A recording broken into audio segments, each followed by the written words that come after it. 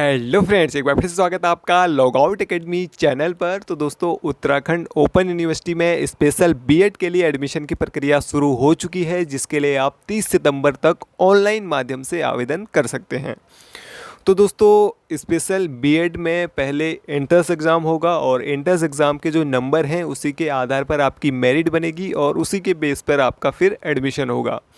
तो दोस्तों, आज की इस वीडियो में मैं आपको बताने वाला हूं कि जो स्पेशल बीएड के एंट्रेंस एग्ज़ाम का पेपर है वो कैसा आता है, किस तरह का पेपर आता है एंट्रेंस एग्ज़ाम का, और क्या है उसका सिलेबस, किस तरह के क्वेश्चन उसमें पूछे जाते हैं, कितने क्वेश्चन पूछे जाते हैं, कितने नंबरों का ये पेपर होता है, इसमें नेगेटिव मार्किंग होती है या नहीं होती है, सारी जानकारी मैं देने वाला हूँ आपको आज की इस वीडियो में।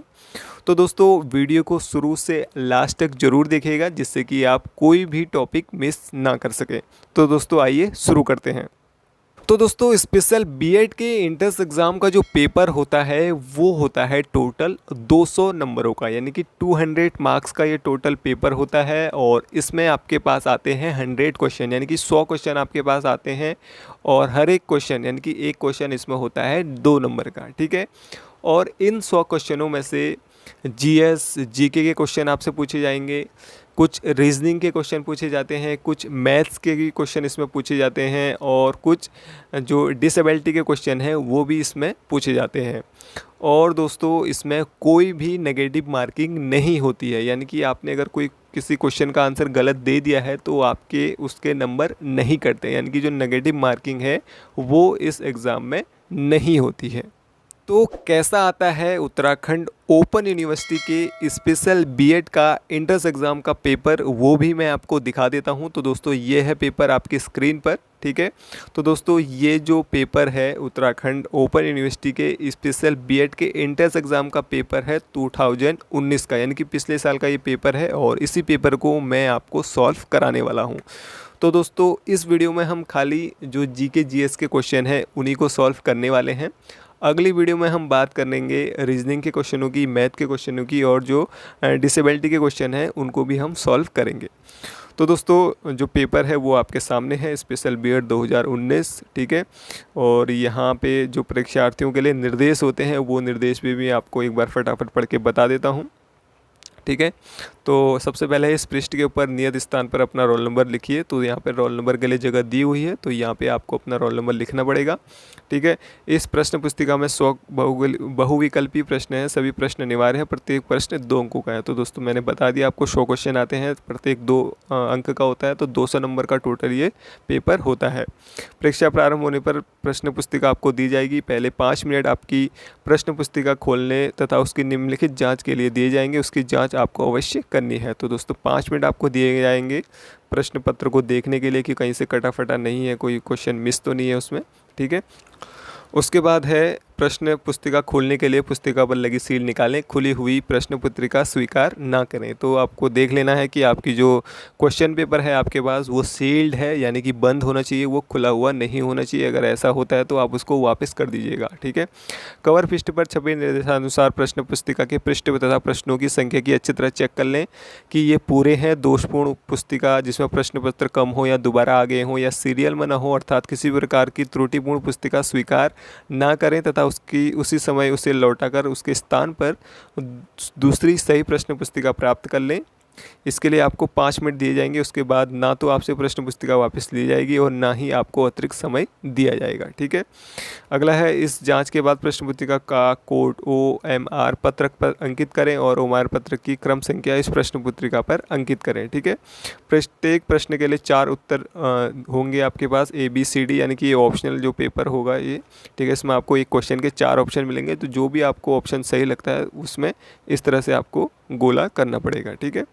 प्रश्नों के उत्तर केवल उपलब्ध कराए गए OMR पत्रक पे अंकित करने हैं। यदि आप OMR पत्रक पर दिए गए वृत्त के अलावा किसी अन्य स्थान पर उन्हें चिन्हित कर दें तो उसका मूल्यांकन नहीं होगा। तो दोस्तों, आपको ऐसे टिक नहीं करना है, ठीक है। ऐसी जैसे यहाँ पे गोला करा हुआ है उसी तरह से आपको यहाँ पे जो भी उत्तर आपको सही लगता है उस पर गोला करना है। अंदर दिए गए निर्देशों को ध्यानपूर्वक पढ़ें। कच्चा काम, यानी कि जो रफ वर्क है उसके लिए जगह दी जाएगी, तो वहीं पे आपको रफ कार्य करना है।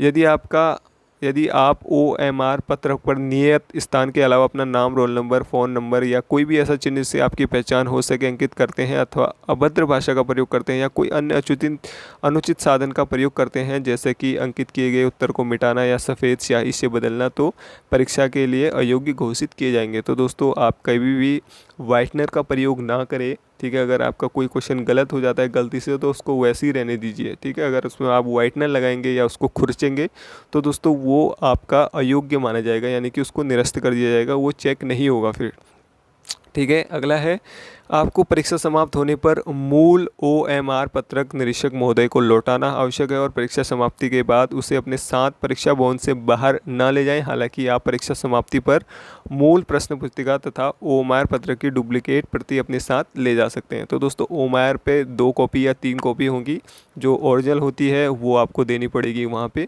ठीक है। और उसके साथ ही इसके जो डुप्लीकेट कॉपी है वो आप ले जा सकते हैं, साथ ही जो क्वेश्चन पेपर है वो भी आप ले जा सकते हैं। और आपको काले नीले बॉल पॉइंट पेन का ही इस्तेमाल करना है, जेल पेन आपको नहीं ले जाना है, केवल बॉल पेन आपको ले जाना है। किसी प्रकार का संगणक यानी कि कैलकुलेटर या टैबलेट आदि का प्रयोग वहाँ पे नहीं होगा, तो आपको ये चीज़ें नहीं ले जानी है। और गलत उत्तरों के लिए कोई नकारात्मक अंक नहीं, यानी कि इसमें नेगेटिव मार्किंग नहीं होगी, आपको सभी क्वेश्चन अटैम्प्ट करने हैं।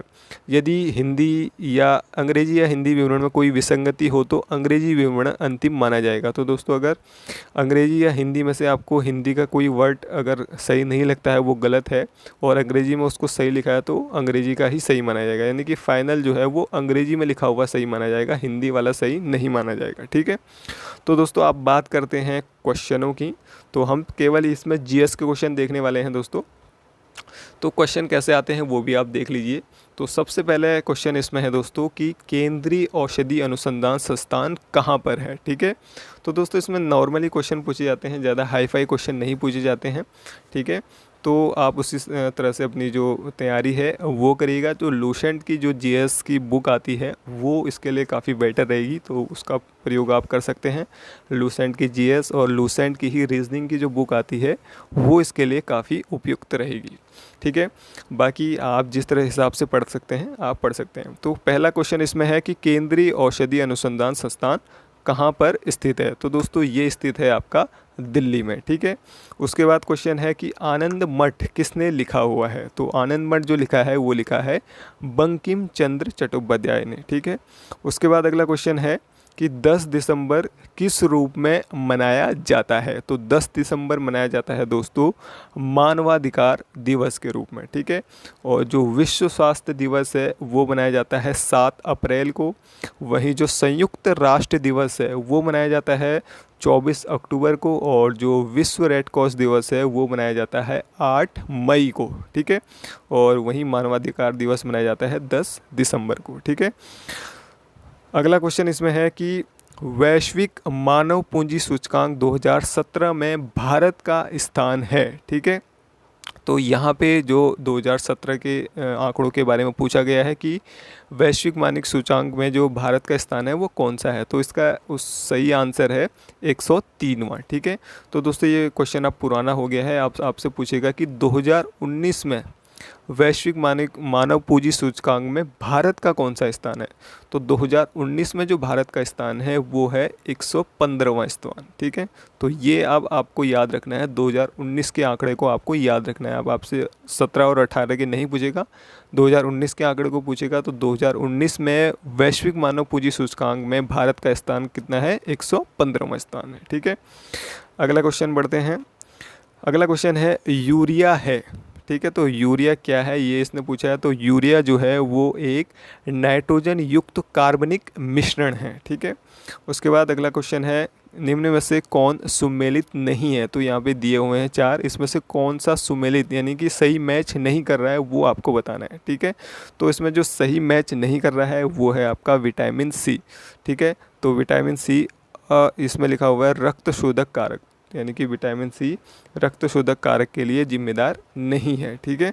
अगला क्वेश्चन है इसमें कि निम्न में से कौन सा भारत में स्थापित पहला राष्ट्रीय पार्क है, ठीक है। तो ये तो आपको पता होना चाहिए, ठीक है। तो ये जो पार्क है वो उत्तराखंड में स्थित है, जिसका नाम है जिम कॉर्बेट नेशनल पार्क, ठीक है। जिम कॉर्बेट राष्ट्रीय पार्क, जिसकी स्थापना हुई थी दोस्तों 1936 में, ठीक है। 1936 में इसकी स्थापना हुई थी और ये 2 ज़िलों में फैला हुआ है उत्तराखंड के। एक तो हो गया आपका पौड़ी, दूसरा हो गया आपका उधम सिंह नगर, ठीक है। फिर अगला क्वेश्चन है, विश्व बैंक का मुख्यालय कहाँ स्थित है। एकदम इजी क्वेश्चन, काफ़ी सारे एग्जामों में पूछा जाता है। तो जो विश्व बैंक का मुख्यालय है वो है आपका वॉशिंगटन डीसी यूएसए में, ठीक हो गया। फिर अगला क्वेश्चन है, नागपुर किस नदी के किनारे बसा हुआ है, या नागपुर किस नदी के किनारे स्थित है। तो नागपुर जो है वो नाग नदी के किनारे स्थित है। अगला है, भारतीय चावल अनुसंधान संस्थान, ठीक है। ये भी क्वेश्चन काफ़ी इंपॉर्टेंट है, पूछा जाता है। तो दोस्तों ये क्वेश्चन आप एक बार ज़रूर पढ़ लीजिएगा, इनको एक बार ज़रूर देख लीजिएगा, क्योंकि इन्हीं में से कुछ क्वेश्चन रिपीट हो सकते हैं।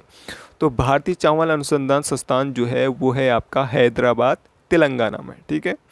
अगला क्वेश्चन है इसमें कि पहली बार राज्यसभा का गठन किस वर्ष हुआ था। तो पहली बार राज्यसभा का गठन हुआ था आपका 1952 में, ठीक हो गया। आगे बढ़ते हैं। तो अगला क्वेश्चन है, वर्षा की मात्रा निर्भर करती है, ठीक है, कि वर्षा कितनी हो उसकी मात्रा किस पर निर्भर करती है। तो उसकी मात्रा निर्भर करती है वायुमंडलीय आर्द्रता पर, ठीक हो गया। अगला क्वेश्चन है, निम्न में से कौन सा सुमेलित नहीं है, ठीक है। तो विश्व पर्यावरण दिवस 5 जून को मनाया जाता है, सही है। पृथ्वी दिवस 22 अप्रैल को मनाया जाता है, सही है। ओजोन दिवस 16 सितंबर को मनाया जाता है, सही है। लेकिन दोस्तों तंबाकू विरोध दिवस 5 मई को नहीं मनाया जाता है। तंबाकू विरोध दिवस यानी जिसको हम कहते हैं तंबाकू निषेध दिवस, वो मनाया जाता है दोस्तों 31 मई को, ठीक है। तो यहाँ पे होना चाहिए 31 मई, ये ना कि 5 मई। तो ये ऑप्शन क्या है आपका, सुमेलित नहीं है कि तंबाकू विरोध दिवस 5 मई को मनाया जाता है, ये गलत है, ठीक है। अगला क्वेश्चन है, भोपाल गैस त्रासदी निम्न में से कौन सी गैस के रिसाव के कारण होता है। काफ़ी बार पूछा जाता है, कई एग्जामों में पूछा जाता है। तो ये है दोस्तों गैस मिथाइल आइसोनेट, ठीक है। इस पर जो मूवी है वो भी बन चुकी है, अगर आप नहीं देखी है तो देख लीजिए, काफ़ी अच्छी मूवी है। उसमें बताया गया है कि किस तरह से ये घटना हुई थी। अगला क्वेश्चन है, 1 किग्रा कार्बन यानी कि 1 किलो कार्बन के जलने पर कितनी CO2 यानी कि कार्बन डाइऑक्साइड निर्मित होती है।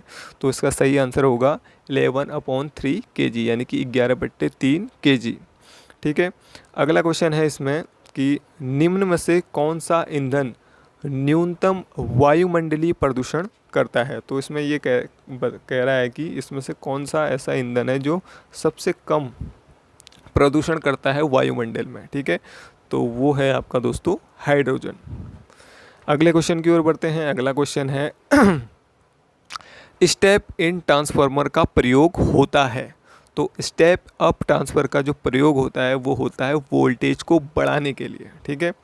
अगला है, निम्न में से कौन सी तरंगों में प्रति फोटोन ऊर्जा सर्वाधिक अधिक होती है, यानी कि कौन सी तरंगे हैं जिसमें प्रति फोटोन की जो ऊर्जा है वो सबसे अधिक होती है। तो ये तरंगे हैं दोस्तों आपकी एक्स रेज यानी कि एक्स तरंगे, ठीक है। अगला क्वेश्चन इसमें है, निम्न में से कौन सा सबसे बड़ा ग्लेशियर है, ठीक है। तो इसमें आप कंफ्यूज ना होइएगा। तो जो भारत का सबसे बड़ा ग्लेशियर है या पूरे विश्व का बड़ा ग्लेशियर है वो आपका सियाचिन ग्लेशियर है, ठीक है। और यहाँ पे गंगोत्री भी नाम दिया हुआ है। तो गंगोत्री जो है वो उत्तराखंड का सबसे बड़ा ग्लेशियर है, ठीक है। तो आप इसमें बिल्कुल कंफ्यूज ना हुए, आप ये ना सोचें कि मैं उत्तराखंड का पेपर दे रहा हूँ तो ये गंगोत्री ग्लेशियर होगा, नहीं। गंगोत्री ग्लेशियर उत्तराखंड का सबसे बड़ा ग्लेशियर। अगर यहाँ पे पूछा जाता कि निम्न में से उत्तराखंड का सबसे बड़ा ग्लेशियर कौन सा है, तब होता है गंगोत्री ग्लेशियर। तो यहाँ पे पूछा गया है कौन सा सबसे बड़ा ग्लेशियर है, तो बड़ा ग्लेशियर कौन सा है, सियाचिन ग्लेशियर है, ठीक है। अगला क्वेश्चन है, 1 नवंबर 2017 में कौन सी संस्था अस्तित्व में नहीं है, यानी कि 2017 में इनमें से कौन सी संस्था अभी नहीं है। योजना आयोग, वायदा बाजार आयोग, विदेशी निवेश संवर्धन बोर्ड, उपरोक्त सभी। तो ये सभी संस्थाएं अब जो है वो अस्तित्व नहीं है 2017 में। तो यहाँ पे जो सही आंसर होगा वो होगा ऑप्शन डी का, ठीक है। अगला क्वेश्चन है, राष्ट्रीय कृषि एवं ग्रामीण विकास बैंक जो कि एक सुप्रीम विकास वित्तीय संस्था है इसका मुख्यालय है? ठीक है, तो कृषि एवं ग्रामीण विकास बैंक जो कि एक सुप्रीम विकास वित्तीय संस्था है, उसका मुख्यालय कहाँ है ये पूछा गया है। तो इसका मुख्यालय है दोस्तों मुंबई, महाराष्ट्र में। ठीक हो गया। अगला जो क्वेश्चन है वो है मोबाइल फ़ोन चार्जर है, तो मोबाइल फ़ोन चार्जर किस प्रकार का है ये पूछा गया है। तो ये है एक स्टेप डाउन ट्रांसफ़र। ठीक है, तो मोबाइल फ़ोन जो चार्जर है वो है एक स्टेप डाउन ट्रांसफॉर्मर। अगला क्वेश्चन है ग्रीन हाउस प्रभाव के लिए निम्न में से कौन सा वायुमंडलीय परिवर्तन होता है। तो इसका जो सही आंसर होगा वो होगा ऑप्शन ए, वायुमंडल में कार्बन डाइऑक्साइड की सांद्रता में वृद्धि। ठीक है। अगला क्वेश्चन है रानी झांसी मैरीटाइम राष्ट्रीय पार्क की स्थापना हुई थी। ठीक है, तो रानी झांसी मैरीटाइम राष्ट्रीय पार्क की जो स्थापना हुई थी वो हुई थी 1996 में, यानी कि 1996 में। अगला क्वेश्चन जो है वो है निम्न में से कौन सी एक आनुवांशिक बीमारी नहीं है। तो आनुवांशिक बीमारी जो नहीं है इनमें से वो है एल्बिनिज्म। ठीक है, एल्बिनिज्म जो है वो एक आनुवांशिक बीमारी नहीं है। अगला क्वेश्चन है एलपीजी सिलेंडर के लीक होने पर निकलने वाली दुर्गंध का क्या कारण है। ठीक है, तो एलपीजी सिलेंडर के लीक होने पर जो दुर्गंध निकलती है उसका कारण है इथाइल मरकप्टेन। ठीक है, इथाइल मरकप्टेन।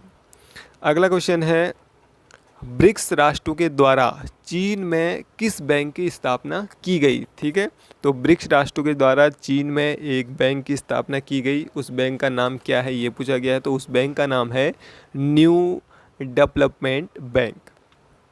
अगला क्वेश्चन इनमें से कौन सा विजातीय है। ठीक है, यानी कि इनके साथ मैच नहीं कर रहा है वो विजातीय होता है। तो कौन सा कह रहे हैं कि इसमें से जो मैच नहीं कर रहा है, तो सौम्य, विनम्र या सुशील, ये तीनों एक साथ मैच कर रहे हैं। ठीक है, यानी कि बधिर यहाँ पे मैच नहीं कर रहा है। ठीक है, अगर इनका अर्थ देखें सौम्य का, विनम्र का या सुशील का, तो इनके कुछ अर्थ एक समान जैसे होते हैं, एक जैसे होते हैं, लेकिन यहाँ बधिर का जो अर्थ होता है वो कुछ अलग ही निकलता है। ठीक है, तो इसलिए जो है वो बधिर क्या है, विजातीय है यहाँ पे। ठीक हो गया।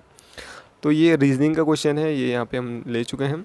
अगला क्वेश्चन है निम्न में से किस अंग को सुई से छेदने पर दर्द महसूस नहीं होगा। सिंपल सा क्वेश्चन है, हृदय। ठीक है, त्वचा पर आपका लगा ही होगा कभी सुई, आपको पता है कि दर्द होता है, मस्तिष्क पे तो दर्द होगा ही, आँख पे आप डालेंगे तो वैसे ही दर्द होगा, यानी कि हृदय बचा, यानी कि हृदय पे आपके सुई से अगर छेदेंगे तो वहाँ पे आपको दर्द महसूस नहीं होगा। ठीक है। अगला क्वेश्चन है आयोडीन की कमी से कौन सा इसमें रोग होता है वो पूछा गया है। तो आयोडीन की कमी से जो रोग होता है वो रोग होता है आपका गॉइटर। ठीक है, तो आयोडीन की कमी से रोग होता है गॉइटर। ठीक है, और रतौंधी जो रोग होता है वो होता है विटामिन ए की कमी से। ठीक है, अगर विटामिन ए की कमी अगर हो जाए शरीर में तो रतौंधी होता है। और विटामिन ए का जो रासायनिक नाम होता है वो होता है दोस्तों रेटिनॉल। ठीक है, इसके बाद है अगला जो कैंसर है, कैंसर के उपचार के लिए जो जिसका उपयोग किया जाता है उसको हम कहते हैं कोबाल-68, यानी कि CO68 जो होता है वो कैंसर के उपचार के प्रयोग में लाया जाता है। ठीक है, और यहाँ पे जो ऑस्टियोपोरोसिस जो यहाँ पे नाम दिया हुआ है ये होता है विटामिन डी की कमी से। ठीक है, तो ये एक रोग है जो कि विटामिन डी की कमी से होता है। ठीक है। अगला क्वेश्चन इसमें है कि फलों में मीठा स्वाद होने का कारण है। तो फलों में जो मीठा स्वाद होता है उसका कारण पूछा गया है। तो उसका कारण है दोस्तों यहाँ पे फ्रक्टोज, यानी कि फ्रक्टोज के कारण जो होता है, जो फल होता है वो मीठा होता है। ठीक है, आप देखते हो दोस्तों अगला क्वेश्चन। अगला क्वेश्चन इसमें है कि विश्व जनसंख्या दिवस कब मनाया जाता है, यानी कि विश्व जनसंख्या दिवस मनाया जाता है वो पूछा गया है। तो सिंपल सा क्वेश्चन है, विश्व जनसंख्या दिवस जो है वो मनाया जाता है 11 जुलाई को। ठीक है। अगला क्वेश्चन है a brief history of time नामक पुस्तक किसने लिखी है। तो दोस्तों काफ़ी महत्वपूर्ण पुस्तक है, चर्चित पुस्तक है। तो ये लिखा है स्टीफन हॉकिंस ने, जिनकी अभी हाल ही में मृत्यु हो चुकी है। ठीक है। अगला क्वेश्चन है सबसे अधिक स्थिर पारिस्थितिक तंत्र है, यानी कि सबसे अधिक स्थिर जो बदलता नहीं है, बहुत कम बदलता है, वो कौन सा पारिस्थितिक तंत्र है। तो दोस्तों यहाँ पे जो सबसे अधिक स्थिर पारिस्थितिकी तंत्र है वो है दोस्तों सागरीय पारिस्थितिक तंत्र। ठीक है, वन जो है वो भी बदल जाते हैं, लोग काट देते हैं, पर्वतों का भी बदल जाना संभव है और मरुस्थलीकरण भी हो जाता है। लेकिन यहाँ पे सागरी जो है पारिस्थिति वो अधिक स्थिर होता है। ठीक है, अगला क्वेश्चन है, भारत का राष्ट्रपति चुना जाता है। तो भारत का राष्ट्रपति इनमें से किसके द्वारा चुना जाता है? लोकसभा के द्वारा, राज्यसभा के द्वारा, संसद के सदस्यों द्वारा या संसद एवं राज्य विधानसभा के सदस्यों द्वारा। तो इसका जो सही आंसर है वो है आपका संसद एवं राज्य विधानसभा के सदस्यों द्वारा। ठीक है, और दोस्तों राष्ट्रपति जो है यहाँ पे काफ़ी महत्वपूर्ण है, काफ़ी इंपॉर्टेंट है। इससे एक ना एक क्वेश्चन आपके पास जरूर पूछा जाएगा। पॉलिटिकल से आपके पास ज़रूर क्वेश्चन आएंगे, तो पॉलिटिकल जो है आप एक बार ज़रूर पढ़ लीजिएगा। तो राष्ट्रपति के यहाँ पे कुछ इंपॉर्टेंट पॉइंट्स मैं आपको बता देता हूँ। तो राष्ट्रपति का चुनाव लड़ने के लिए जो अधिकतम आयु होती है वो होती है 35 वर्ष। तो 35 वर्ष अगर आप हैं तो आप राष्ट्रपति का चुनाव लड़ सकते हैं। उसके बाद इसके लिए जो शिक्षा होती है, इसकी योग्यता होनी चाहिए आपके पास ग्रेजुएशन, यानी कि आपके पास ग्रेजुएशन आप पास होनी चाहिए, तभी आप राष्ट्रपति का चुनाव लड़ सकते हैं।